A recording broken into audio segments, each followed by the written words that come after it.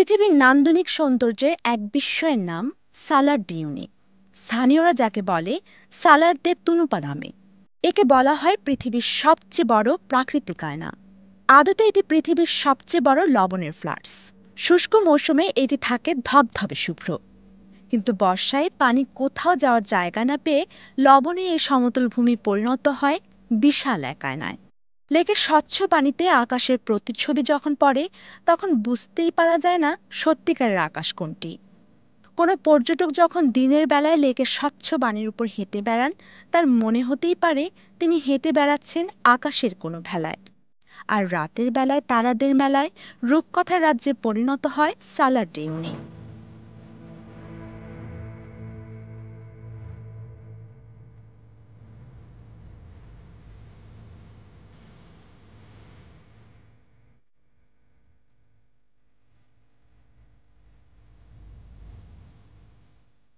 দক্ষিণ আমেরিকার বলিভিয়ার দক্ষিণ পশ্চিমাঞ্চলে প্রায় 10,582 বর্গ কিলোমিটার এলাকা জুড়ে বিস্তৃত এই আয়না।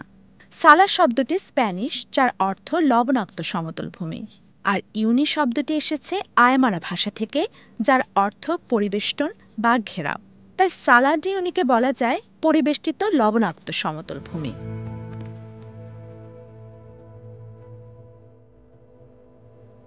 বলিভিয়ার উঁচু মালভূমি আল্টিপ্লানের একটি অংশ সালার ডিউনি।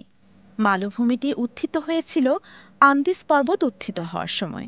এটি 30,000 থেকে 42,000 বছর আগে প্রাগৈতিহাসিক হ্রদ লেক মিনচিনের একটি অংশ ছিল। সেই লেক যখন শুকিয়ে গেল, তখন দুইটা ছোট ছোট লেক দুটো লবণের মরুভূমি হয়ে যায়।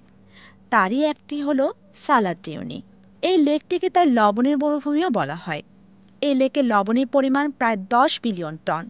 বছরে এখান থেকে উত্তোলন করা হয় 25,000 টন লবণ। সালার ডিউনিতে বন্যপ্রাণী বা গাছপালা তেমন নেই বললেই চলে। এখানে রয়েছে কিছু ফণী মনসা সহ কয়েক ধরনের গুল্মের উপস্থিতি। প্রতি নভেম্বরে 3 প্রজাতির দক্ষিণ আমেরিকান গোলাপি ফ্ল্যামিঙ্গোর প্রজনন স্থল সালার ডিউনি। এছাড়া রয়েছে শিংওয়ালা জলচর পাখি, আন্দিয়ান রাজহংসী সহ 80 প্রজাতির পাখি।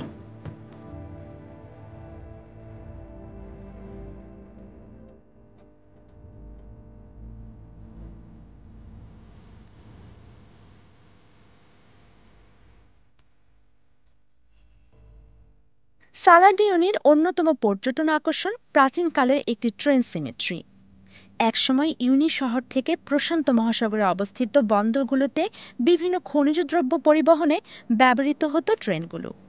19 শতকের শেষ দিকে রেল লাইনগুলো নির্মাণ করেছিলেন ব্রিটিশ প্রকৌশলীরা।